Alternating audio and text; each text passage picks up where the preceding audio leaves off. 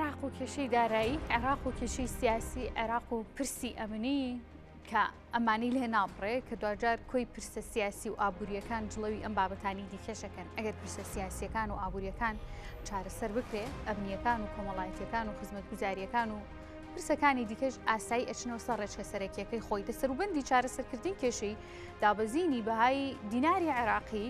دووبارە ڕۆژێکی کەمان بینیەوە. ئەویش ڕۆژنامەی ستریت جۆرناڵی ئەمریکی ڕایگەیاند کە 14 بانکی عێراقی کە مامەڵەی نایاسایی بە دۆلارەوە کراوە لە ڕێگەیانەوە براوەتە نێو ئێران، وەکو خۆیان باسییان لێوە کرد. ئەم بانکانە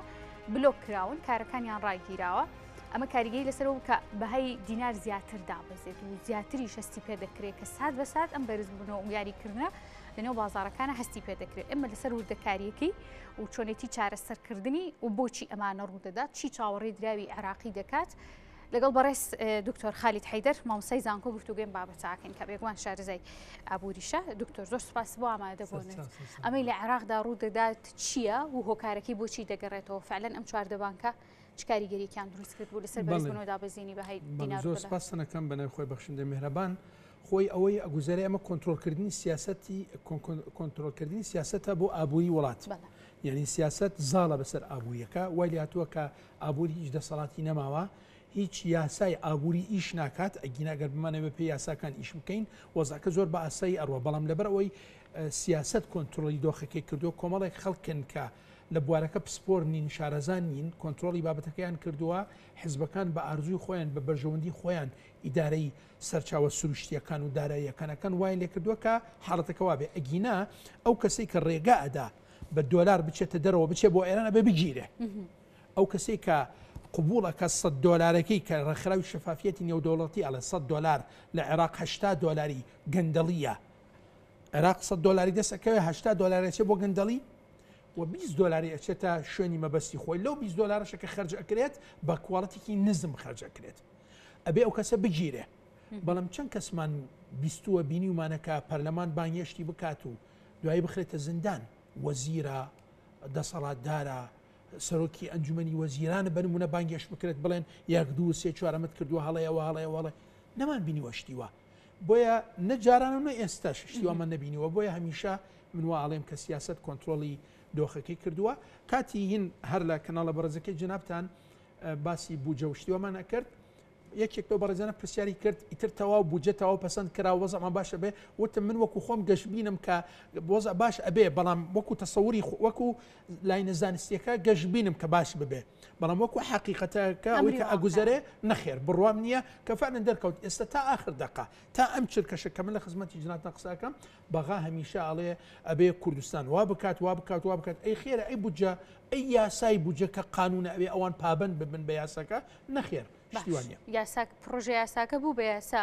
وستا ئەوە ماوە کە ڕێنمایەکانی ڕابگەێنێ ڕێنمایی جێبەجێکردنەکەی ڕاگەانی ئەم ڕێنمایانە چ کاریگەریەکە کات لەسەر وەز ئابووری؟ من یەکشت ئەڵێم ئێستا بەڕێز سەرۆکوەزیرانی عێراق و ئەو بەڕێزانە کە با بڵێن پەیوەندیدارن بە بابەتەکە نازانن ئەمە بۆتە یاسا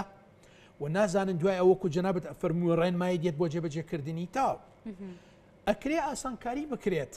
ناکرێت تۆ خەڵکی کوردستان جەنابەت فەرمانبەران ئەوە کۆتایی مانگی حوتێ هێشتا موچەمانی 6مە وەرنەگرتووە، ناکرێشتیوە نابێ. ئەوان لای خۆیان قبولی ئەوەکەن نەخێر قبولی ناکەن. بۆیە لێرە هەمیشە دۆلارە نەوتە ئێستا داوای داهاتی ناخۆیت لێ کە نازەم چی لێەکەن و ڕێژەکە زیادەکەن و کۆمەڵێک شتی تر ئەسە پێێنن بەسەر هەرێمی کوردستان. بۆیە من تەسەوری ئەوەکەم قەت ئێمە کۆک و جۆر نابین لەگەڵ بەغایە. ئەوان ئەیانەوێ ئەو تەجروبە سەرکەوتووی کە هەمان بوو تا 2013 2014 نایانەوێ ئەو تەجروبە بمێنێ. نایانەوێ بمێنێ.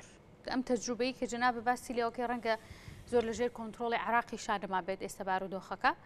ئەگەر باسی گشتیەکە بکەین بەس ئەگەر باسی دۆلار بکەین نەخێر. وەزارەتی خەزانەتی ئەمریکی ئێستا ئەو کۆنتڕۆڵی دۆخەکەی کردووە. باشە کە کۆنتڕۆڵی کردووە هێندە هەژمونی ئەمریکا هەیە لە نێو عێراقدا کەواتە پێویستە لە بەعدێکی دیکەشەوە چارەسەرێک بۆم وەزای عێراقدا بنرێت. دوجار ڕەنگە سەرنشینی یەک بەلەم بن ئەوانیش لە ڕوویەکی دیکەوە زەرەر بکەن لە نێو گرژبوونی بارودۆخەکان لە عێراقدا. چارەسەری ئەم بەرزبوونەوەی بەهای دۆلار چییە؟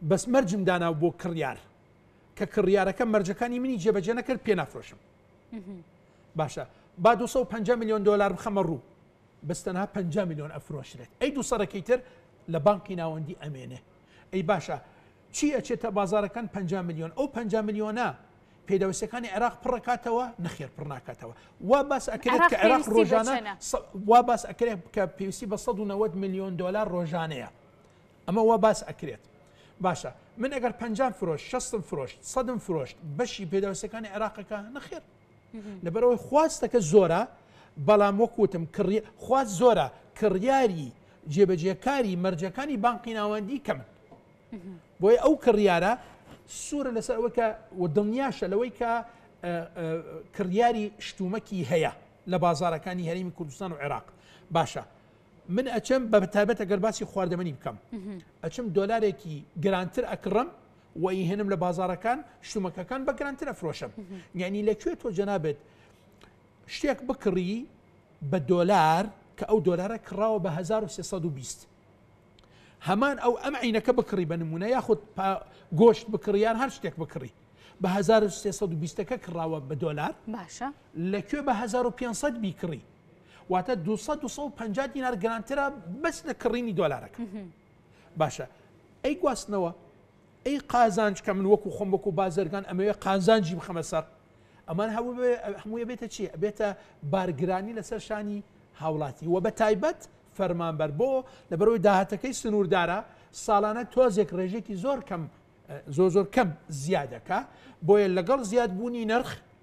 ئەوش داهاتەکەی جێگیرە بۆیە بێتە چیە بێتە دابەزینی ئاسی بژێوی ژیانی باشە دکتۆر ئیسا یەکێک لە کارنامە و چاکسازیەکانی سەرۆکوەزیرانی عێراق ئەوەیە وەبەرهێنەران ئەو بەرهەمانی کە هاوردەیەکەن لە ڕێگەی دینارەوە بێت ئەمە تا چەند کاریگەری دەبێت لەسەرەوەی ئەو دۆلاری کە دەچووە دەرەوە لە نێو عێراقا بمێنێتەوە و ڕێگری لە طبعاً چەند دۆلار لە بازارەکان زیاد بکە ئیتر بازاری ڕسمی بێ ئەوە بە تەکید کاریگەری زیاترە بێت یعنی ئێوەی بەڕێز بنمونە دیان من لە پەنجەرەی فرۆشتنی دۆلارەکە کارکەم بنمونە کە تەشریفت هێنا جەنابەت بە دیناری عێراقی تەعامل کرد بە 1320ەکەت کڕی دۆلارەکە چوو بۆ بازارەکان شتەکانت کڕی بە دۆلارێکی هەرزان شتەکانت کڕیوە وەکوتمان کولفەی نەخلەکە خەیتە سەر لەگەڵ قازانج ڕێژێکی لە قازانج و ئەفرۆشرێ بە هاوڵاتی بە سەرێکی گونجاو بەڵام کە تەشریفت هێنا بۆ نووسنگەیەکی پایینی دراو بنمونە بە 1500 ئەیفرۆشێ بە جەنابەت لە سەرەتاوە 200 دینار گرانترت داوە بە 1 دۆلار بەڕێزت 10 میلیۆن دۆلارت کڕیوە ئەو 10 میلیۆن دۆلارە ئەینێری بۆ بازارەکان بازار نێودەوڵەتیەکان شتومەک ئەکڕی بنمونە کە هێنات لێرە بە گرانتر فرۆشرێت بەتەکید لەبەرەوەی 200 دینار تەنها بەس لە گۆڕینەوەی دینار بە دۆلار دکتۆری سە عێراق کێشەی یەدێکی دۆلاری هەیە کێشەی یەدەکی دۆلارمان نییە بە هیچ شێوازێک بەڵام کێشەکە ئەوەیە کە چۆن ئەم بابەتی خستنە ڕووی دۆلارە بفرۆشرێت تۆ جەنابەت خستنە ڕووت هەیە ئەیخیتە ڕوو دوکانداری جەنابەت یەک تەن سەوزە و پیاز و میوەجات و شتیوات فرۆشتەوە بەس کڕیارت نییە چی استفادەکەیت کرد بۆیە لێرە خستنە ڕووی دۆلار ئەگەر کڕیاری وەکوتمان جێبەجێکاری مەرجەکانی تیانەبێ هیچ سوودی نییە باش ئیستا لە نێو بازارەکانی عێراقا دوو نرخە بینرێ ئەو نرخی کە لە نێو یاساکەیە جێگیر کراوە ئەو نرخێشی کە خەڵک ئێستا مامەڵی پێواکە ڕۆژێ لە چلاوەستێتەوە ڕۆژێ لە پەنجاکانە دەوەستێتەوە ئەبزانم دوێنێ گەیشتە 155 تقریبا بەڵێ ئەمڕۆ 53 سەر و 53 دکتۆر یعنی تاکەی ئەم دوو نرخە تەسەورەکەن بەپێ ئەو شارەزای ئابووری هەتا لەناو عێراقا جێگیر بێت یان بمێنێتەوە ئەو کاتێک کە سیاسەتمەداران ئەو بەرژەوەندی و سوودەکان وازی لێ ئێنن ئەو کاتە بەردەوامە هەمیشە ناڵێن بانقی ناوەندی موسسەیەکی سەر بەخۆیە پرسیارەکەین ئایا وایە من وەکو خۆمەڵیم نەخێر بۆیە لێرە ئەو کەسانەی کە دەسەڵاتدارن لە ئابووری عێراق کۆنتترۆڵی ئابوووریەکەیان کردووە چەند کەسێکن من لەگەڵ ئەوم ئەمریکا لەگەڵ ئەوەیە کە ئەم حیزبانە بەردەوام بن لە ئیدارەکردن لەبەر ئەوە یەک کەس بێ یەک بڕیار بدا لەوانەیە قورس بێ بۆ ئەمریکای بکە بەڵام لەبەرەوەی چەند کەسێکنەوە ئاسایی اتفاق بکە لەگەڵ چەند کەسێکەوە یاریەکە بباتەوە بۆیە لێرە تەسەوری ئەوەکەم تا چەند دەسەڵاتداری ناشارەزا لە بواری ئابووری لە بواری تعاملکردن بە سەرچاوە سروشتیدارەکان تعامل بکات کۆنتۆڵی بکات وەزعەکەمان ئەمە ئەکەمە دوا پرسیار بە بەردەوامی ئەم بابەتە زۆر ڕژێنرێتەر وڵاتێک کرد دەوڵەتێ بوو عێراقیش کە لەو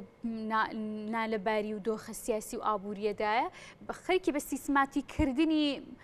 پرسە ئابووری و سیاسیەکانە لە عێراقا ئەم پرسی سیستماتیکە هەموو جاریم کێشانە دروستەکە و سوودی دەبێت دکتۆر پرسە سیاسی ئابوووریەکان ئابووریەکە پێش مەخەجەنەبێت لە عێراق سیاست پێش ئەکەوێت بۆیە بەڵێ من تەسەوڕەکەم وەکو جەنابشتان هەر پرسیارەکە تەسەوری ئەوەکەم کە ئەو پرسە سیاسیە ئابووریە چەند گرنگی بدرێ بەلایەنە سیاسیەکەی چەند ئابوووریەکەی لاواز ئەبێ لەبەرەوە خزمەتی سیاسەتەکەکە وەکو ئەرزی جەنابتم کرد لە $100 ڕێکخراوی شەفافێتی نێودوڵەتی لە $100 دەستی عێراق بکەوێ هەشتای ئەچێتە گەندەڵی لە نێوان دوو کەوانە سیاست لەبەر ئەوی من وەکو سیاست مەدار ئەگەر ڕێگە نەدەم بە کەسێک گەندەڵی بکات ڕای بکێشم بۆ محکەمە نامێنێ ئەم بابەتە بەس بەداخەوە ڕێگیری ناکەن لە کەسانیەوە. دکتۆر من زۆر سپاس دەکەم کە لێرە ئامادەی هەبوو مادوونێبی سپاس بۆ بەڕێز دکتۆر خالید حەیدەر وەک مامۆستای زانکۆ شارەزای ئابووری لێرە ئامادەی هەبوو مادوونەوەی دکتۆر زۆر سپاس دووبارە بۆ ئامادەبوون خۆشی